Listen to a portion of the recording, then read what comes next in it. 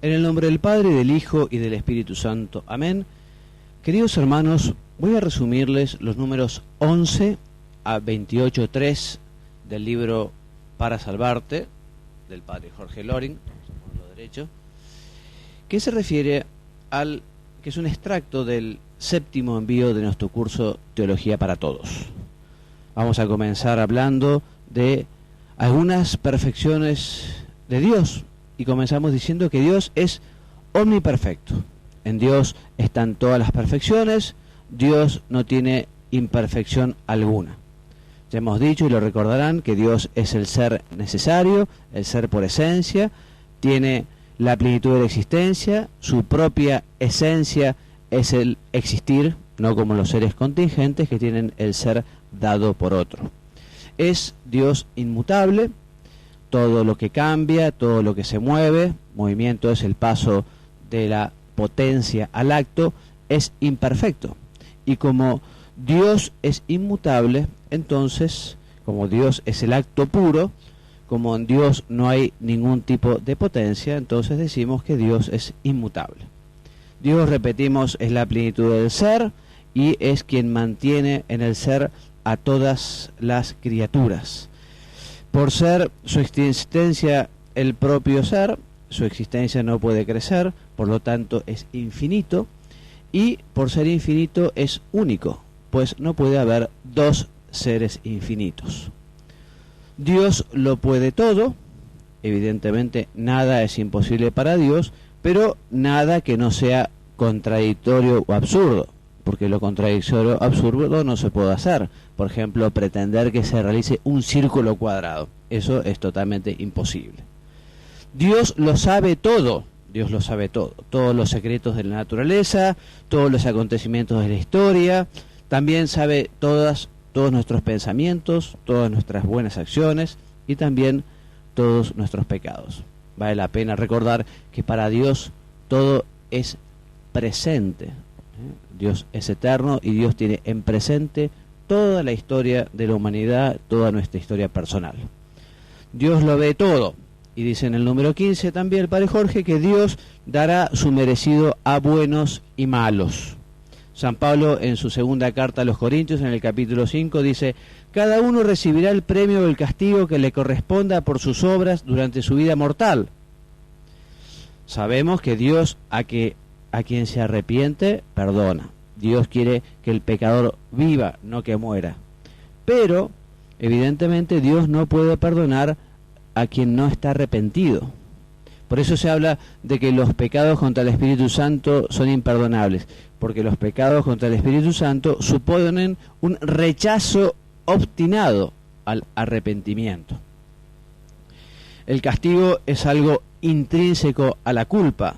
Dios no quiere el castigo, pero aquel alumno que no estudió y que fue responsable merece un aplauso, y eso no es porque el profesor sea malo, es una consecuencia, como sería absurdo pretender que a uno no se le hinche su dedo si se pega un feroz martillazo en él. Evidente, es una consecuencia.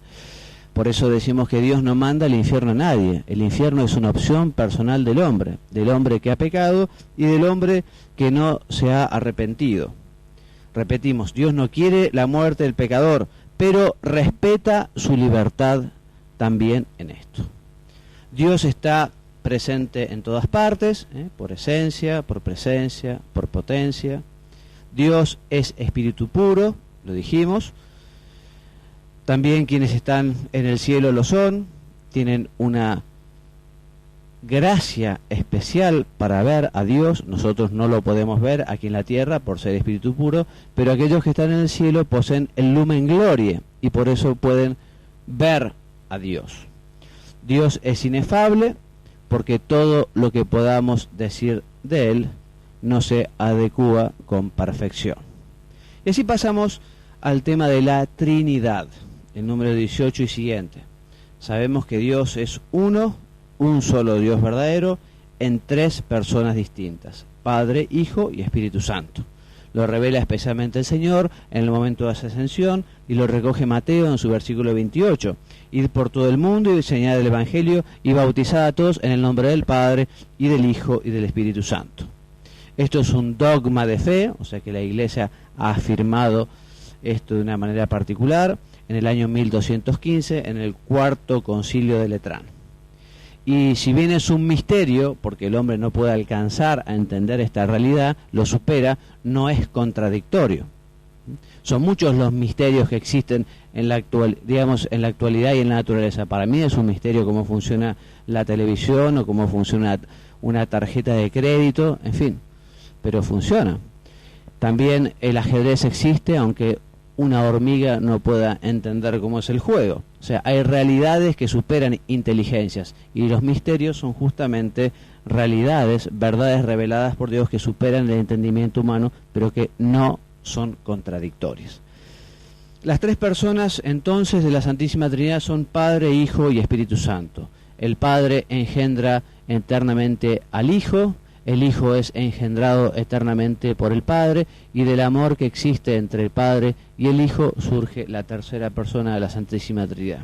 También se dice que el propio conocimiento que tiene el Padre de sí mismo es tan perfecto que genera una persona, la persona del Hijo. Y el amor que existe entre el Padre y el Hijo también es tan impresionantemente perfecto que genera el Espíritu Santo. El Espíritu Santo entonces procede del amor del Padre y del Hijo. El Padre es Dios, el Hijo es Dios, el Espíritu Santo es Dios. Un solo Dios en tres personas distintas que tienen la misma y única naturaleza divina. Por lo tanto, la misma grandeza, el mismo poder, la misma sabiduría, la misma bondad, la misma santidad, el mismo querer y el mismo obrar. Cuando Dios realiza la creación, lo realiza el Padre, el Hijo y el Espíritu Santo. Cuando Dios realiza la redención, también las tres divinas personas. Cuando Dios santifica al hombre, las tres personas lo hacen. Todas las obras de Dios ad extra, hacia afuera, son de las tres divinas personas. Pero por apropiación se suele decir que Dios Padre es el que crea, Dios Hijo es el que redime y Dios Espíritu Santo es el santificador.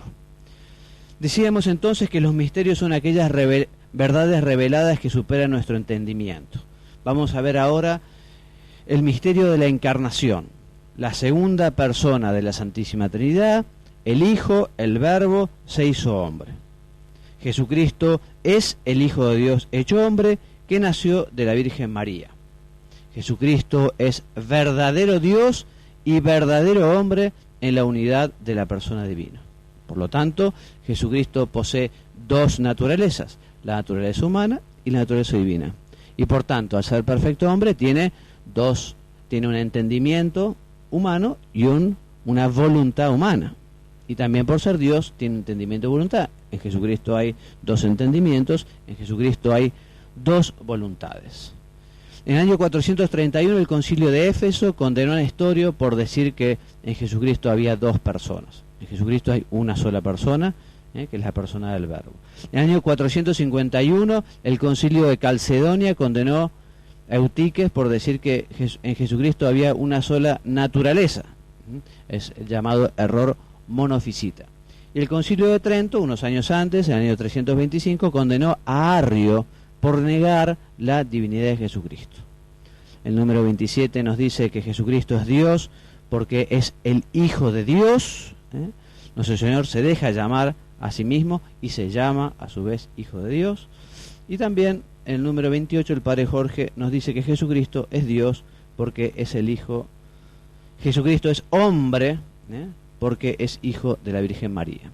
Terminamos así entonces nuestro extracto del envío séptimo para continuar hablando de esta cuestión en el siguiente. Me despido enviándoles la bendición, que Dios los bendiga y los haga muy santos.